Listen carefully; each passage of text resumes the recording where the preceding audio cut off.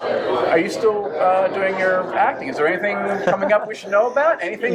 Maybe, are you going to be in F10 maybe? Yeah. Hey, what's up, you guys? It's me, Cody Walker, and you're watching Rare Blend.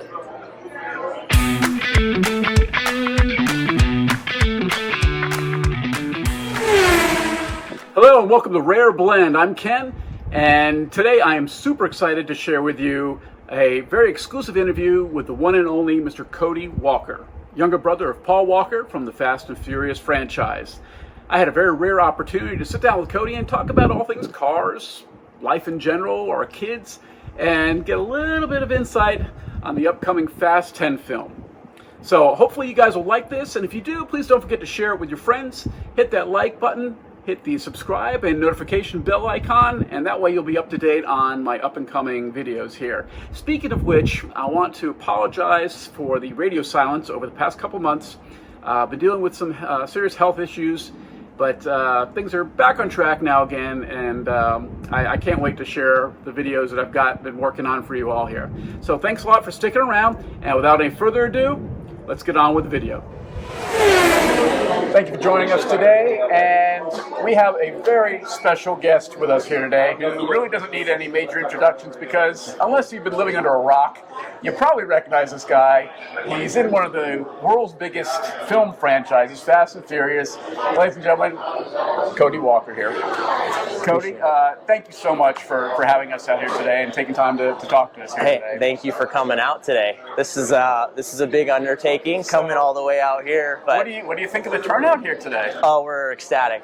So happy. So we're here at Fuel Fest here in West Palm Beach, and do you want to tell us a little bit about Fuel Fest in terms of how it started and what's involved with that? Yeah. We started Fuel Fest about 3 years ago. I had done different car meets in Japan, Germany, Australia, to raise money for Reach Out Worldwide, which was the charity that my brother founded back in 2010. But I didn't want to continue just doing in memory of Paul or the Paul Walker Memorial Drive. I just felt that the time had come to evolve it into something else and let him rest. The charity is a part of him that he left behind. It's really important to us all. And so to create Fuel Fest is just a way to create something that was sustainable. Right.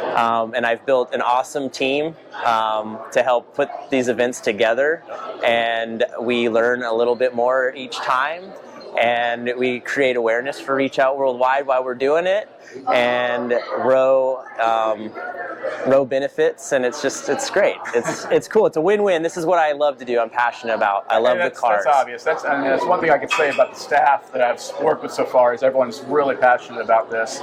Very enthusiastic, very helpful and friendly. What exactly is Row for the people out there who are not familiar with it? What exactly is Row? What does it do? So Reach Out Worldwide, we call it Row for short, is a nonprofit organization that sends volunteers in to help communities after natural disasters.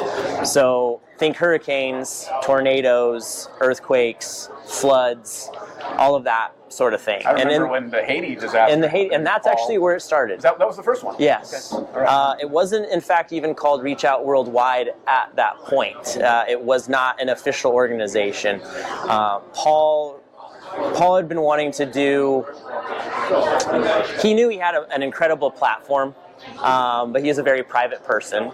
He didn't want to just jump on board with a Red Cross or some massive organization just to put his brand on it. He wanted to be involved. He wanted to be on the ground. He wanted to get his hands dirty. And he was very quiet about it too. Very. You never heard about anything of this till his passing. Really is when people became aware of it, and that's what I think resonates. What makes it so cool and so special, because he wasn't seeking any sort of recognition. Right. It just shows what kind of guy he is. Yeah. He was just down there. If you didn't recognize him, you'd have no idea who he was. He was out there with his bandana on and sandals, jeans, flip-flops, t-shirt, driving around in a pickup truck. That was him. So now you are a Honda guy, kind of. Sort Yeah, well, yeah, I do own two Hondas. Two Hondas, right? So I don't want to. I play nice with everybody. There's a lot of really cool cars out there that I enjoy, that I plan to own, or that I have owned. It just so happens that there are two cars in my garage right now that are Hondas that I enjoy very much. That's my S2000. It's a 07, it's AP2, and I have an FK8, and the FK8's great because I got two kids, and so I can throw them in the back seat. It's a practical car, and it's comfortable, and it is very capable on track. So remember that when you're trying to sell that to your wife or partner, say, "Hey, honey, it's got a back seat." No joke. That was the deal breaker. As long as I've got to have something, and that 2000 is great. But with kids, like, I don't get to drive that car nearly as much as I get to drive the Type R. How old are your kids now? 1 and 4. Oh, okay. My daughter's 4, my son is 1. We just had a daughter actually 4 months ago. So congratulations. Thank you very much. I'll take that handshake from you. Yeah. How many do you have? This is our second. Your second one? Yeah, okay. Our first one's 2.5, and then we have a 4-month-old daughter now. So, and the 4-month-old daughter was born in the middle of me setting up my show, so it was chaos. That's how it works, though. So that's how it works. That's how things go in there. Yes.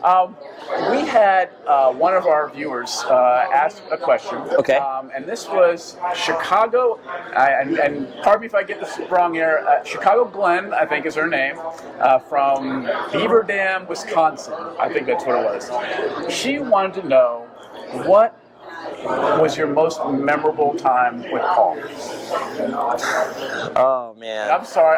Yeah. I almost didn't want to even go in this direction. No. But she was like, "Could you please ask me this?" I'm like, I know it's a touchy subject. We got to have a lot of fun. He included me in a lot of his life, whether it's work or play. I'm 15 years younger, so I was the surprise accident. Same parents, like just no accidents. Way later. So we got to have a lot of fun. But a place that's just near and dear to my heart is Santa Barbara.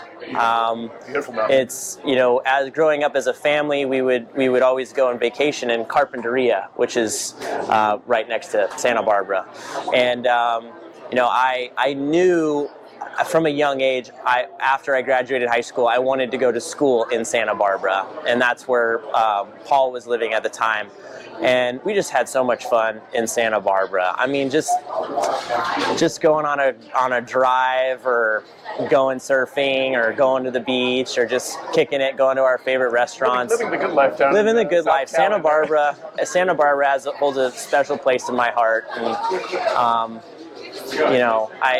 I think it's just like the simple stuff like that I miss the most. Yeah. It'd be hard. It'd be impossible for me to pinpoint one little thing. Really, it would. Yeah, I'm sure you had a lot of great memories of him, and I know there's a lot of people out there that, while they weren't obviously as close as you, he meant a lot to them for many ways, myself included out there. And I think we all look up to him, and I think this is a testament to his work there. So I mean, it's just amazing what you guys have put together here. Thank you. And what you just said there, it makes me feel good. I'll meet people, strangers to me. I've never met them before, and they'll say something similar, like, "Your brother is the reason I'm into cars," or "Your brother is the reason why I found a reason to live in life. Like, I was super depressed, and I found cars, and it saved my life." Or, it's because of it, he made who I am today. And my response is, in a lot of ways, it's like, me too.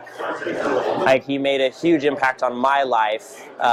He molded me. I was so much younger than he was. Right. So I looked up to him in so many different ways.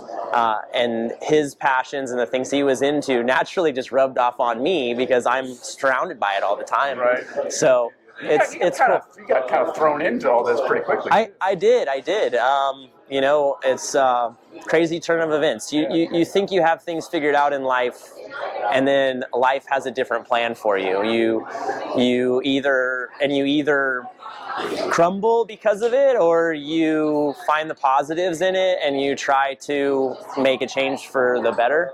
I was a paramedic at the time when Paul passed away, and so for me to help pick up Reach Out Worldwide and build it to where it is today was just, you know, it was just, I couldn't, how could I not do that? Yeah, there's a tribute to your brother like that. Yeah, and yeah, so I'm just grateful for the opportunities I've had to be able to meet the incredible people that I've met. I owe a huge amount of gratitude to, I consider him a brother, Sean Lee, who's the founder of Purist Group in Southern California. They're a car community that does a lot for their local communities, for kids. And I've just been a part of that for the last several years, and the support that they've given me and to help me get off the ground with Fuel Fest has been huge. And I'm just grateful, very grateful. That's awesome. I know we're kind of short on time here. I know you got lots of stuff to do out here.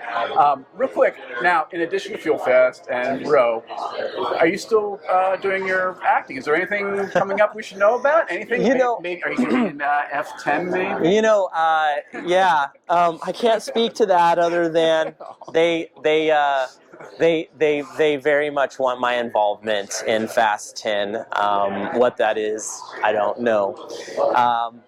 I've been very clear about, you know, not going to space again. However, you know, it's so funny is because I swear that the direction they took, the decisions that they're making now is they are paying attention to a lot of the fans. And like, there was a lot of people saying, oh, they're going to go to space next. And then they go to space, you know, so it's like, so they've gone underwater. Well, they haven't gone underwater yet. You had the whole ice scene, which was ridiculous.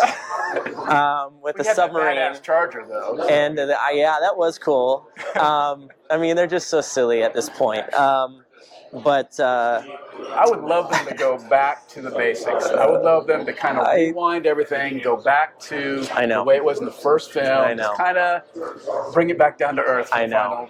Close out the series. It would be nice, wouldn't it? I think what ultimately happens with these franchises is they become so big, they cannot fail, but they have to go bigger on each subsequent film.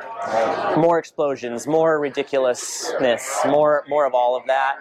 And it's unfortunately it's sort of the same thing that happened with, if you're a Star Wars fan, right? Disney then took it and blah, blah, blah. Right. And so many others. It's just, you know, it's just kind of the way it goes. Well, it looks like Randall's telling us we need to wrap this up. Cody, thank you so very much. You bet. You've been phenomenal. Thank you very much. Good luck with the rest of the event today. I mean, appreciate it. You're going to be taking the stage here soon, I guess? Yes, 5:30. Okay. 5:30 I'll be out there. So yeah. We'll catch you then. Yeah, right on. Thank you guys very much. Thank you. People are working so hard. We have such a full year traveling across the United States. We're going to Tokyo, Japan in August, which is nuts. Next stop, April 16th, Texas Motor Speedway. That's going to be sick. You guys just non-stop. And, do you ever stop working? No, never. That's boring. I agree. I'm going to work till I'm dead. But, you know, what this all comes down to, what makes this extra special, is that we're able to help promote Reach Out Worldwide and raise funds for Reach Out Worldwide and all the communities that they serve here in the U.S. and abroad. And we miss you, P-Dub. We love you. And I got something you guys might like here in just a second. Is it cotton candy? Somebody traveled far to get over here tonight. Say what? Stand up!